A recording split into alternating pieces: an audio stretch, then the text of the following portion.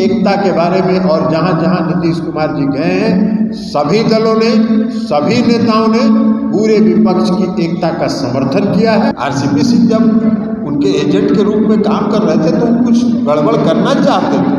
केंद्र की सरकार ने सारी नियुक्तियों पर पाबंदी लगा दी। कोई भी सरकारी नियुक्ति नहीं हो सकती, विकल्प होता नहीं है, विकल्प पैदा हो जाता है और विकल्प नरेंद्र मोदी का पैदा होगा 2024 में। आप देख लीजिए, नवीन पटनायक जी से मिलने के लिए जब गए थे तो नवीन पटनायक जी ने और माननीय मुख्यमंत्री नीतीश कुमार जी ने दोनों ने प्रेस कॉन्फ्रेंस किया था, तो उसमें कहा था क्या? नमस्कार, आप देख रहे हैं लाइव बिहार। मैं हूं आपके साथ असलम अब्बास। पूरे हिंदुस्तान में कई नेताओं से मुख्यमंत्री नीतीश कुमार घूम घूम कर मुलाकात कर रहे हैं और पूरे देश में एनडीए हटाओ यानी भाजपा को कैसे सत्ता से, दिल्ली की कुर्सी से बेदखल किया जाए, हटाया जाए, इसको लेकर विपक्षी एकता की मुहिम को तैयार करने की कोशिश कर रहे हैं, रोड मैप बनाने की कोशिश कर रहे हैं। कई नेताओं से मिल भी रहे हैं, लेकिन हालिया अगर मुलाकात देखें तो जिस तरीके से ओडिशा के सीएम नवीन पटनायक से मुख्यमंत्री नीतीश कुमार ने मुलाकात की, उसके बाद मुख्यमंत्री नीतीश कुमार के साथ पत्रकार वार्ता में नवीन पटनायक ने साफ तौर पर इनकार कर दिया था कि हमारे बीच में कोई पॉलिटिकल अलायंस की बात नहीं हुई थी, गठबंधन की बात नहीं हुई थी।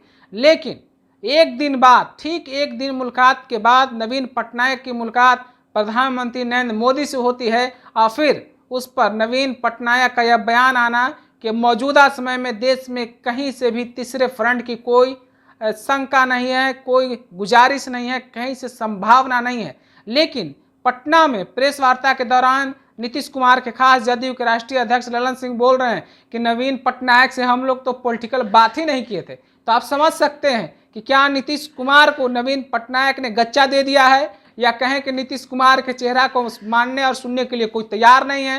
हालांकि ललन सिंह इस बात को लेकर इनकार कर रहे हैं और कह रहे हैं कि हम लोग पॉलिटिकल बात नहीं करने गए थे। लेकिन आप समझ सकते हैं कि क्या सिर्फ मुलाकात करने के लिए इतना हवा पानी बनाया जा सकता है, इतना भौकाल बनाया जा सकता था? ललन सिंह ने हालांकि इस बात का जवाब देते हुए कहा है उन्होंने कि पूरे देश में विपक्षी एकता बनकर रहेगी, नीतीश कुमार इसके लिए काम कर रहे हैं। लेकिन क्या विपक्षी एकता के नाम पर नीतीश कुमार को भाव मिल रहा है, नीतीश कुमार को लोग चेहरा मान रहे हैं? इन तमाम बातों को आप खुद समझिए। ललन सिंह ने क्या कुछ कहा है विपक्षी एकता को लेकर, नवीन पटनायक से मुलाकात को लेकर, पहले आप वो सुनिए। नवीन पटनायक जी से मिलने के लिए जब गए थे तो नवीन पटनायक जी ने और माननीय मुख्यमंत्री नीतीश कुमार जी ने दोनों ने प्रेस कॉन्फ्रेंस किया था, तो उसमें कहा था क्या कि हम विपक्षी एकता के लिए बात कर रहे हैं। दोनों ने ये कहा था कि हम दोनों पुराने मित्र हैं और दोनों पुराने मित्र आज मिले हैं, बहुत दिन के बाद मिलने के लिए आए हैं। अब आप अपना परसेप्शन बना रहे थे तो आप अपना परसेप्शन के आधार पर अपना फिर से परसेप्शन बनाते रहिए। किसी विपक्षी एकता के बारे में और जहां जहां नीतीश कुमार जी गए हैं, सभी दलों ने, सभी नेताओं ने पूरे विपक्ष की एकता का समर्थन किया है और विपक्षी एकता होकर नवीन पटनायक ने भी किया है समर्थन। कहा आपको तो आप फिर वही बता, आप अपना बतवा काहे मेरे मुंह में डालना चाह रहे हैं? नहीं, वही तो पूछ रहे हैं। आपको तो आप प्रेस कॉन्फ्रेंस उनका नहीं देखे हैं? बिल्कुल देखे। क्या है बोला उन्होंने कहा कि कोई राजनीतिक बात नहीं हुई। सर चार्टर्ड प्लेन से उड़ीसा जाएंगे, दोस्ती निभाने नहीं जाएंगे? आपके यहाँ भी बुलाइएगा तो चले जाएंगे। गवर्नर के द्वारा दबाव बनाया जाता है, जहाँ भी मोदी सरकार लगातार कोई विपक्षी पार्टियां होती है, सरकार गवर्नर के द्वारा, तो आप लोग भी बिहार में ऐसा दबाव फेस कर रहे हैं? बिहार में क्या दबाव देंगे? बिहार में क्या दबाव देंगे? यहाँ कानून का राज है। यहाँ तो कोशिश कर रहे थे।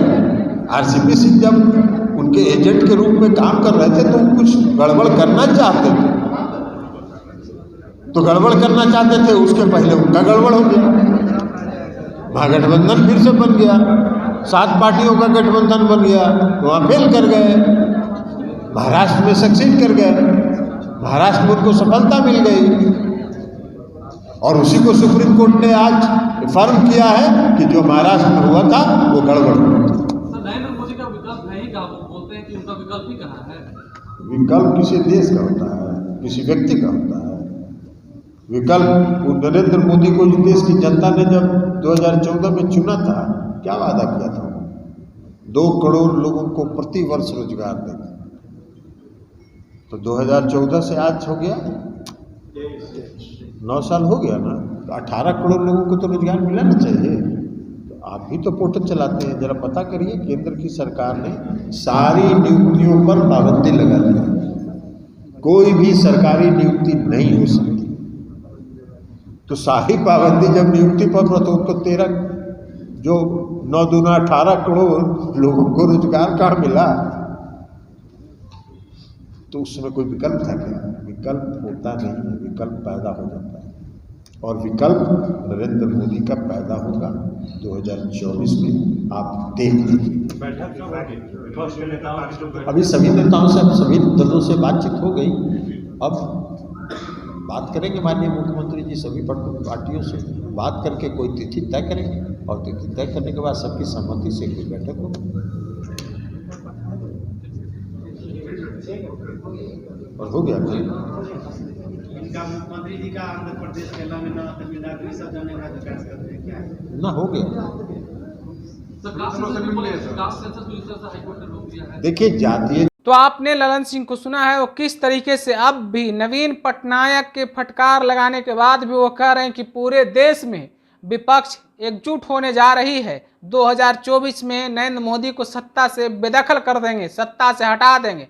राजीव ललन सिंह कह रहे हैं, जो नीतीश कुमार के खास हैं, मौजूदा समय में जदयू के राष्ट्रीय अध्यक्ष हैं, लेकिन उनको नवीन पटनायक की बातों पर भी भरोसा है। वो साफ तौर पर कहते हुए नजर आ रहे हैं कि हम लोग गए ही थे सिर्फ मुलाकात करने के लिए। लेकिन आप समझ लीजिए कि दो राजनीतिक लोगों की मुलाकात हो उस समय जब नीतीश कुमार पूरे देश में घूम घूम कर लोगों को एकजुट कर रहे हैं, खास करके विपक्ष लोग को, खास करके गैर कांग्रेसवाद का मतलब यह है कि जितने भी क्षेत्रीय दल हैं, क्षेत्रीय पार्टियां हैं, उनके मुखिया से मुलाकात कर रहे हैं।